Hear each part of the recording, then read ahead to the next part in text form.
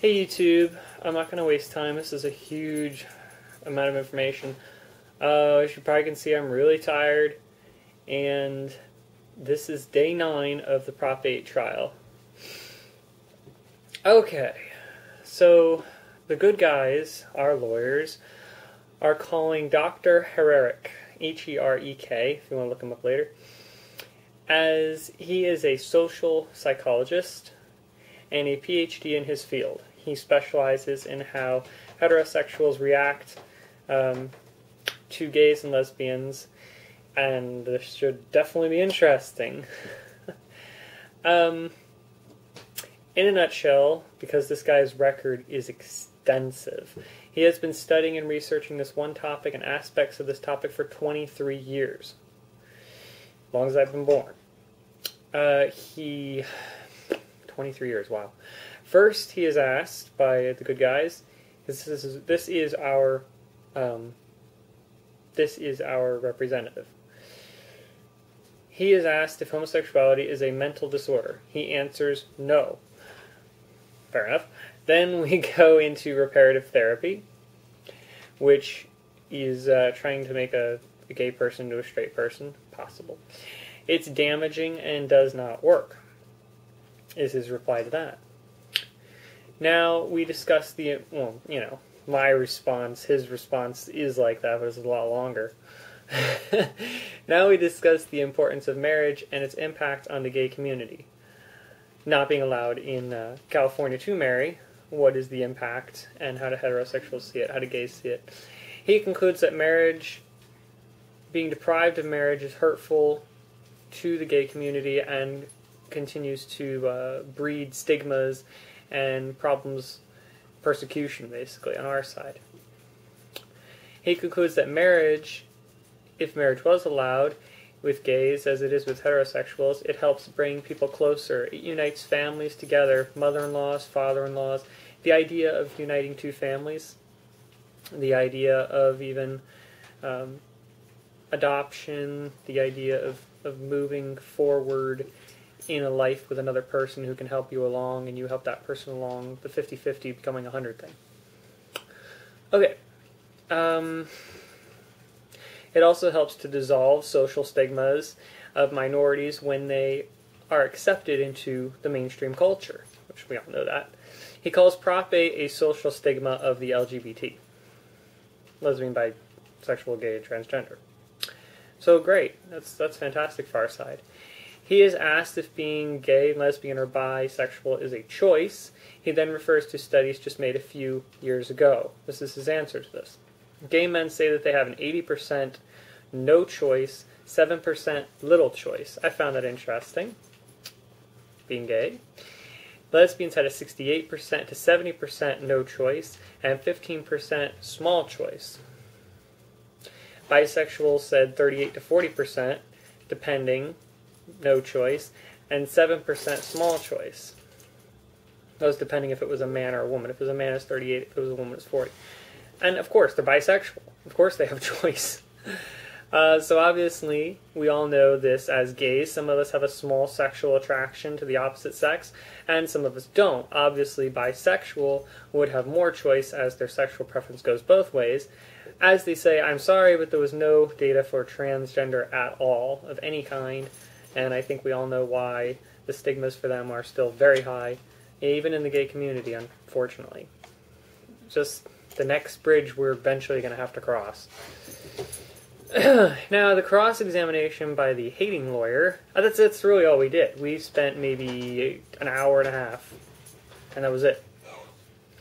Which is fine, but the cross-examination by the hating witness, the hating lawyer, my blood boils good. I want to... Wow. Our witness uses Alfred Kingsley was brought up. Great guy. In reference to the many parts of the human being, some are more gay than others. We like to think of it as a rainbow.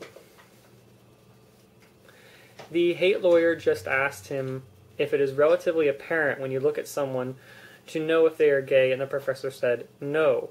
I'm not sure if I agree with him there. A lot of people knew I was gay before I actually said anything. I'm sure a lot of you know I'm gay. I've heard it a lot.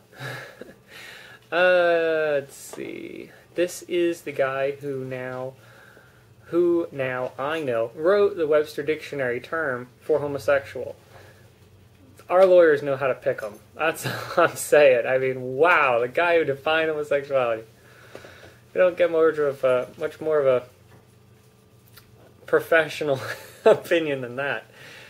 So, I kid you not, the hate lawyer is trying to say now that homosexuality is something new, and it was invented as a term in the 19th century. While the term may have been invented by doctors and what have you, homosexuality has been around since Sanskrit, the first written language. Oh my god. Now he's claiming, the hate lawyer is claiming, that gays are only 50% choice and 50% no choice, that they are gay. And he puts that stigma for lesbians and bisexuals. Again, he leaves out the transgender. Sorry. 50%? What the fuck? That's all I have to say to that. What the fuck? Honestly, this is the longest part of the trial I have ever seen. Very boring stuff. Basically, the hate lawyer is trying to... boring.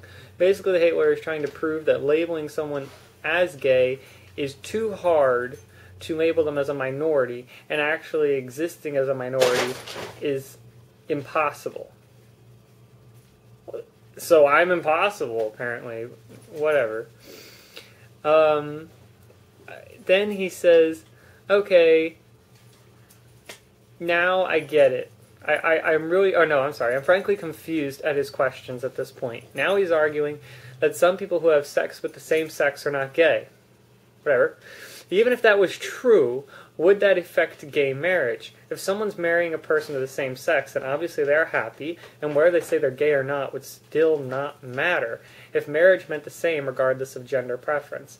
And that goes back to, well, you're not really gay, God didn't make you that way, so you're not gay. Bullshit. Okay, so now I get it. He is upset with the fact that two people who like each other, love each other, can have sex, and that it can be nothing more than sex to either of them. He's just sex scared, which I tell you is a stigma for evangelicals. A lot of them don't even want to talk about sex at all. I read every book I could find as an evangelical, so I'm saying it's a stigma.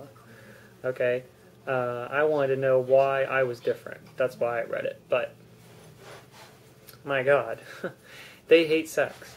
They do. Procreation's it. No one's Finally, after almost 4 hours, we come to the redirect by the good guys. 4 hours. Most boring reading of my life. Basically, by the good guys, my word, the guy must be exhausted, the witness. And as far as I can see, he did not accomplish one damn thing. Talking about the hate lawyer here.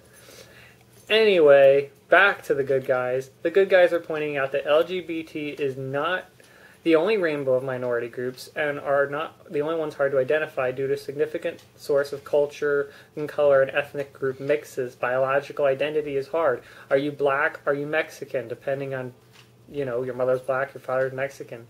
What are you? Are you white? Are you black? Are you Caucasian? Are you Indian? I have to struggle with that. Examples like, my father and grandfather had to struggle with that.